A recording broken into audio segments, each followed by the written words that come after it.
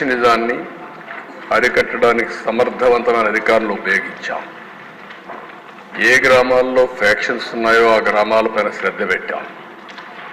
ఒకప్పుడు దేశ కొన్ని గ్రామాలకే పరిమితమైన ఫ్యాక్షనిజం తర్వాత రాజకీయాలు కూడా ఉపయోగించుకుని ఎక్కడికక్కడ నియోజకవర్గాల్లో కూడా ఫ్యాక్షన్ నియోజకవర్గాలుగా తయారు చేసే పరిస్థితికి వచ్చారు. అందుకనే మీరు చూస్తే రాయలసీమలో ఫ్యాక్షనిజం లేకుండా చేయాలని ఒక దృఢ సంకల్పంతో ముందుకు పోయాం. ఈరోజు ఈ హౌస్ ద్వారా రాష్ట్ర ప్రజానికాన్ని గుర్తు చేస్తున్నా, మా ఎమ్మెల్యేని సీనియర్ నాయకుల్ని ఇద్దరిని అరెస్ట్ చేసిన తర్వాత మిగిలిన వాళ్ళని కూడా అరెస్ట్ చేసి రాయలసీమలో ఈరోజు ఫ్యాక్షనిజం లేకుండా పోయిందంటే దానికి కారణం తెలుగుదేశం పార్టీ అనే విషయం అందరూ. దానివల్ల దేశ ఈరోజు ఆ ప్రాంతంలో ఎక్కువ అభివృద్ధి జరిగే అవకాశం వస్తుంది. భవిష్యత్తులో ఇంకా ఎక్కువ అభివృద్ధి జరిగే అవకాశం ఉంటుంది. రెండవ దిశ ఇంకో పక్కన మీరు చూస్తే హైదరాబాద్ అందరికి ఒక ఐడియా ఉంది. 6 నెలలు కర్ఫ్యూ ఉండే నగరం హైదరాబాద్. ఆ రోజు ఒక్కొక్కసారి కర్ఫ్యూ 20 రోజులు 30 రోజులు నిత్యావసర వస్తువులు కూడా దొరకకుండా కర్ఫ్యూ పెట్టిన పరిస్థితులు ఉన్నాయి. అలాంటి నగరంలో మత ఘర్షణల పైన చాలా క్లియర్గా ఒక నిర్ణయం చేసుకొని ముందుకు పోయాం. ఉక్కు పాదంతో ఒక మంచి సంకల్పంతో ముందుకు పోయాం. అదే మరి ఈరోజు మీరు చూస్తే ఆ దిశ హైదరాబాద్ అంటే ఓల్డ్ సిటీ నుంచి విజయవాడకు పోవాలన్నా, ఒకప్పుడు బెంగళూరు పోవాలన్నా, బాంబేకి పోవాలన్నా ఓల్డ్ సిటీ టచ్ చేసే పోయే పరిస్థితి. అలాంటప్పుడు ట్రాఫిక్ అంతా కూడా నిలిచిపోయేది. ఈరోజు మీరు చూస్తే హైదరాబాద్ మత సామరస్యానికి ఏమాత్రం కూడా విఘాతం కలగకుండా చేయగలిగాం. దానివల్ల ఒక అంతర్జాతీయ పెట్టుబడులకు కేంద్రంగా తయారయ్యే పరిస్థితి వచ్చింది. గడిచిన అన్ని ప్రభుత్వాలు కూడా లా అండ్ ఆర్డర్ మెయింటైన్ చేశాయి. అంతేకాకుండా ఔటర్ రింగ్ రోడ్ వచ్చిన తర్వాత సిటీకి వచ్చే పని లేకుండా ఔటర్ రింగ్ రోడ్డు వెళ్ళే పరిస్థితికి వచ్చారు. మూడవ దిశ వామపక్ష తీవ్రవాదం. ఇక్కడ కూడా గ్రే హౌండ్ లేకపోతే ఇంటెలిజెన్స్ బ్రాంచ్ కానీ ఎస్ఐవి కానీ ఇలాంటి డెవలప్ చేశాం. ఆ రోజు సిద్ధాంతపరంగా ఆలోచించిన తెలుగుదేశం పార్టీ ఏదైతే పేదరిక నిర్మూలన జరగాలి, కానీ ఈ ఏదైతే వామపక్ష తీవ్రవాదం ఉందో, వైలెన్స్ ఉందో ఈ నాగరిక ప్రపంచంలో మంచిది కాదని ముందుకు పోయాం. అయితే ఆ రోజు నా మీద దాడి చేసిన ప్రజల కోసరం నేను ఏమాత్రం భయపడకుండా ముందుకు పోయానని కూడా ఈ సందర్భంగా మీకు తెలియజేస్తున్నా. ఆంధ్ర రాష్ట్రంలో చాలా వరకు నియంత్రణ చేయగలిగాం. రౌడీజం అధ్యక్ష ఈరోజు మనం చూస్తున్న రాష్ట్రంలో ఎక్కడ చూసినా రౌడీలు తయారయ్యే పరిస్థితికి వచ్చారు.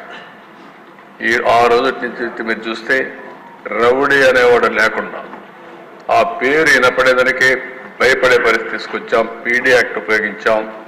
రౌడీల పైన ఉక్కుపాదం మోపాం. మొత్తం లా అండ్ ఆర్డర్ మెయింటైన్ చేశాం. అది తర్వాత వచ్చిన ప్రభుత్వాలు కూడా కొనసాగించే పరిస్థితికి వచ్చారు. అది శుభ పరిణామం అని చెప్పి కూడా నేను మీకు తెలియజేస్తున్నాను. నెక్స్ట్ తర్వాత దిశ 14-19 మర్డర్స్ 15% తగ్గాయి. రైటింగ్ 51% తగ్గాయి.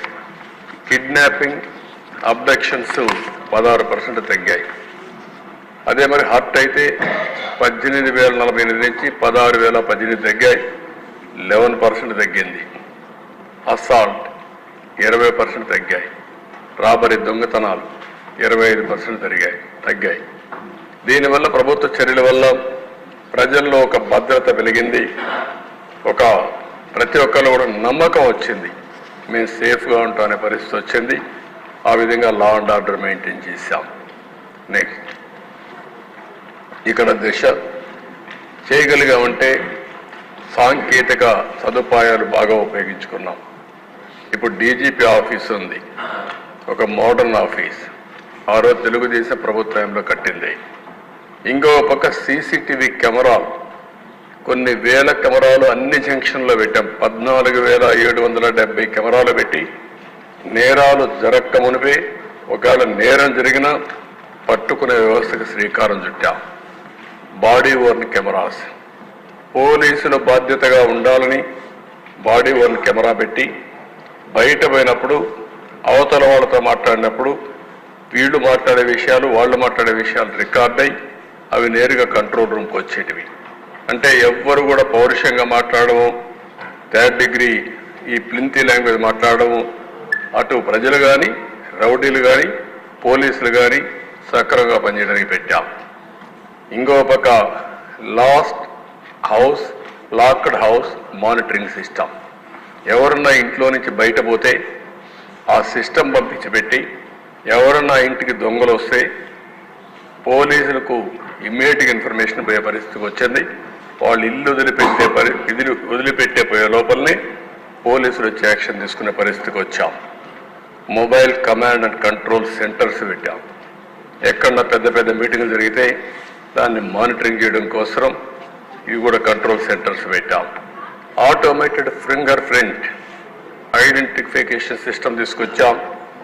దీనివల్ల కూడా ఇలాంటివన్నీ పెట్టి ఎవరైనా దొంగతనం చేయాలన్నా ఎవరైనా నేరాలు చేయాలన్నా ఏ మాత్రం చేయాలన్నా ముందుగానే పట్టుకునే పటిష్టమైన సిస్టమ్ తీసుకొచ్చి ఈ టెక్నాలజీ కూడా పెద్ద ఎత్తున వినియోగించాం.